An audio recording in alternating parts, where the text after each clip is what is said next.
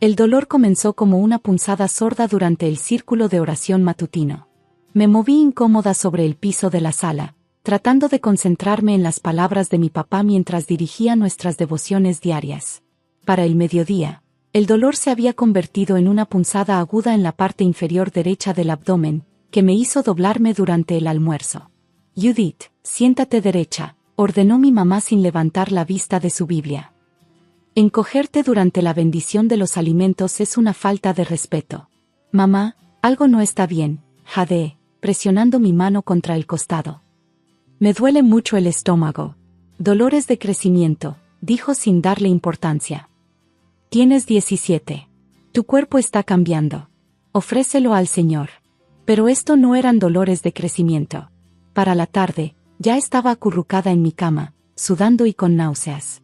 El dolor se había concentrado en un punto específico, quemando como una brasa caliente en mi abdomen. Busqué los síntomas en mi celular, ubicación del dolor, náuseas, fiebre. Todo apuntaba a apendicitis. Papá, lo encontré en su estudio, rodeado de textos teológicos. Creo que tengo apendicitis. Necesito ir al hospital. Él levantó la vista lentamente, con expresión severa.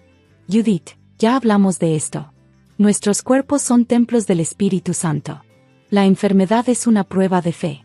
Pero mi apéndice podría reventar. Podría, interrumpió. ¿Según quién? ¿Doctores que se benefician cortando a la gente? ¿Qué recetan pastillas y procedimientos en lugar de confiar en la sanación divina? Ese era el núcleo de la creencia de mis padres. No solo eran religiosos, eran parte de una secta fundamentalista que veía la medicina moderna como una ofensa a la voluntad de Dios. Los hospitales eran lugares donde la fe moría. Los doctores, agentes de la corrupción secular. Por favor, supliqué mientras otra oleada de dolor me sacudía. Solo déjenme que me revisen.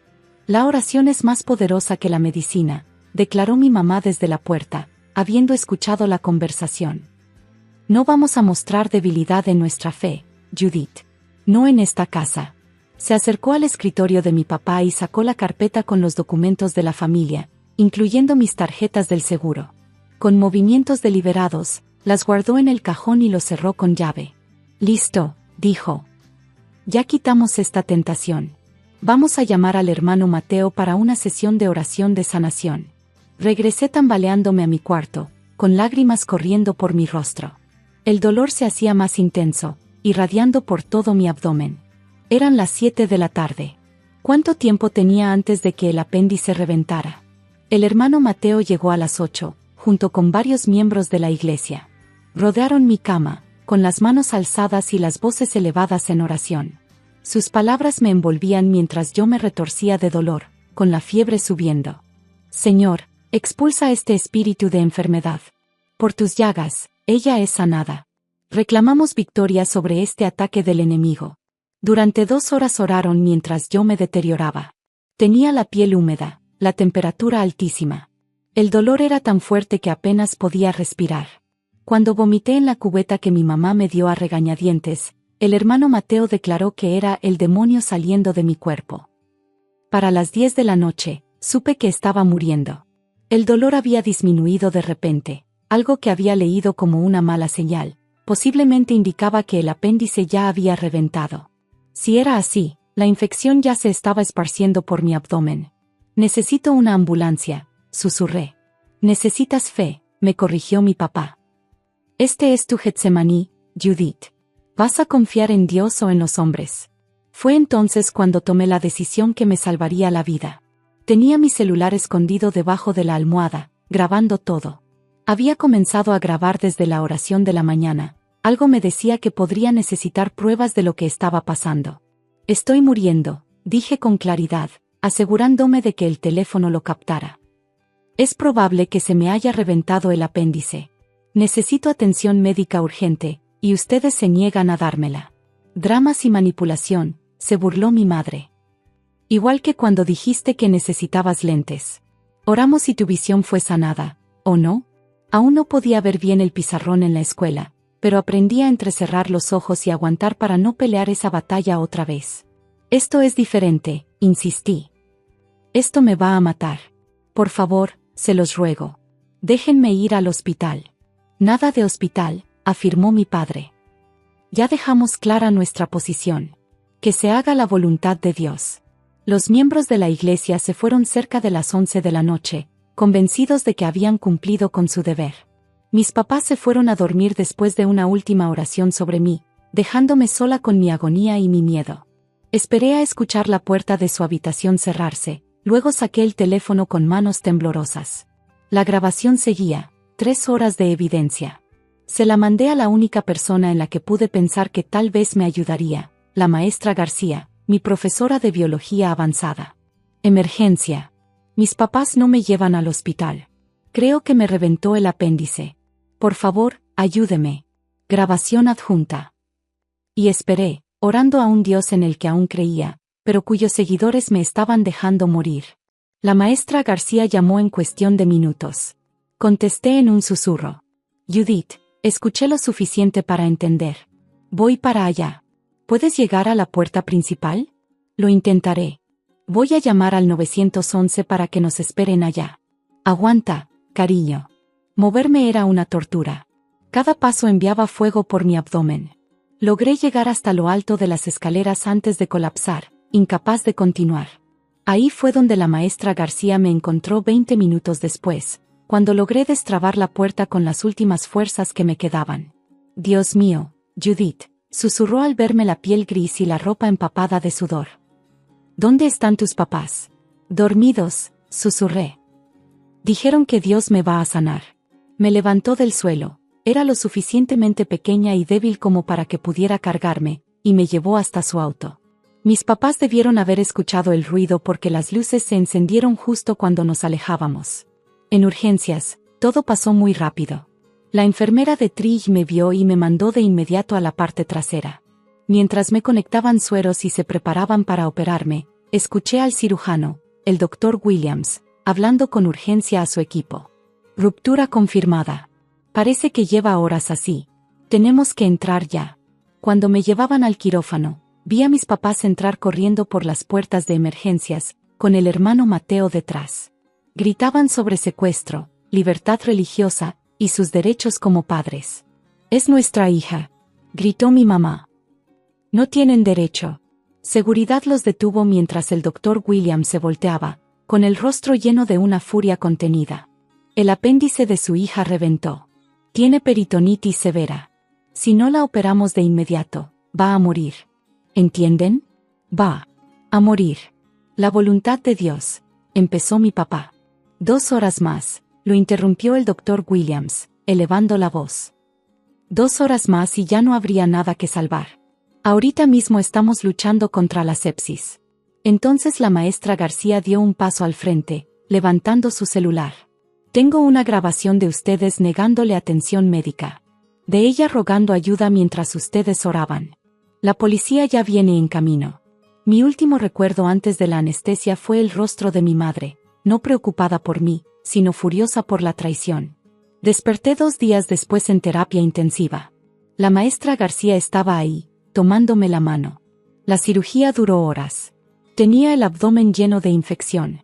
Tuvieron que lavar varias veces mi cavidad abdominal y remover parte del intestino dañado por la sepsis. Estuviste a punto de morir, me dijo el doctor Williams con franqueza.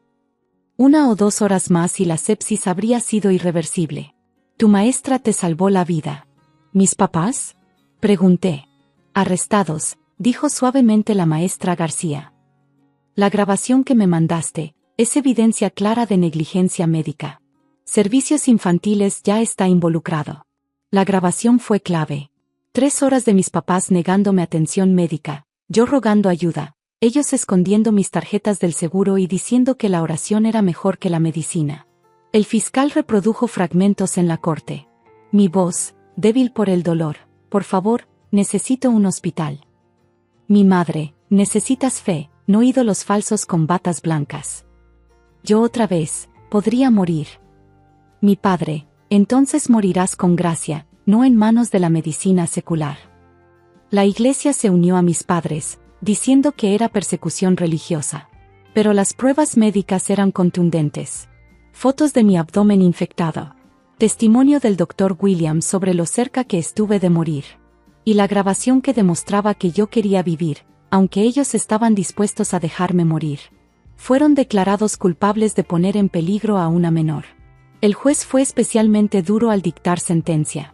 La libertad religiosa no incluye el derecho a dejar morir a tu hija. Los padres tienen la obligación fundamental de brindar atención médica. Ustedes casi matan a su hija en nombre de la fe. Este tribunal los sentencia a 5 años de prisión a cada uno. Viví con la maestra García mientras me recuperaba. Se ofreció para ser mi tutora temporal, y la corte lo aprobó de inmediato. El contraste fue brutal. Cuando me dio un resfriado, me llevó de inmediato al doctor. Cuando necesitaba lentes, porque mi vista nunca se había curado, me llevó a que me los pusieran sin rezos ni protestas.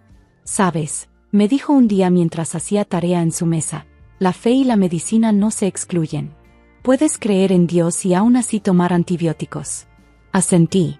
Mi fe había sobrevivido, aunque mi relación con mis padres no. Seguía creyendo en Dios, solo que ya no creía que Él quisiera que muriera para probarlo. La iglesia me expulsó, por supuesto. Era la chica que traicionó a sus padres, que eligió la medicina del hombre por encima de la sanación divina. Pero estaba viva, lo cual era más de lo que se podía decir de Emma Winters, una chica de la congregación que había muerto de diabetes el año anterior porque sus papás creían que la insulina era una muestra de falta de fe. Terminé la prepa viviendo con la maestra García, y luego estudié medicina en la universidad. Quería ser doctora, alguien que pudiera salvar a la siguiente niña cuyos papás creyeran que la oración cura la apendicitis. Durante mi residencia, conocí otros casos como el mío. Padres que se negaban a dar quimioterapia para el cáncer de sus hijos. Que querían orar contra la meningitis. Que creían que las convulsiones eran posesiones demoníacas y no epilepsia. Cada vez, recordaba cuando estaba tirada en el piso de mi cuarto, con el apéndice reventado, mientras mis papás escondían mis tarjetas del seguro. Recordaba la grabación que me salvó la vida, la prueba de que yo quería vivir, aunque ellos estuvieran dispuestos a dejarme morir. Ahora llevo esa grabación conmigo en mi celular. No para escucharla, ya la he oído suficiente en juzgados y terapias. Sino como recordatorio de que, a veces, salvar tu vida significa traicionar a quienes dicen que te aman. Mis papás salieron libres tras 3 años por buena conducta. Enviaron una carta, diciendo que me perdonaban por mi debilidad y que orarían por mi alma. No respondí. La maestra García, ahora simplemente Sara, me ayudó a entender que su versión del amor era tóxica, su fe, una arma. El verdadero amor, me mostró, quiere que vivas. La verdadera fe no exige que mueras para demostrarla. La cicatriz en mi abdomen es más larga de lo que debería, consecuencia de la cirugía extensa para limpiar la infección. Pero es una cicatriz que agradezco. Significa que sobreviví. Que alguien se preocupó lo suficiente para salvarme.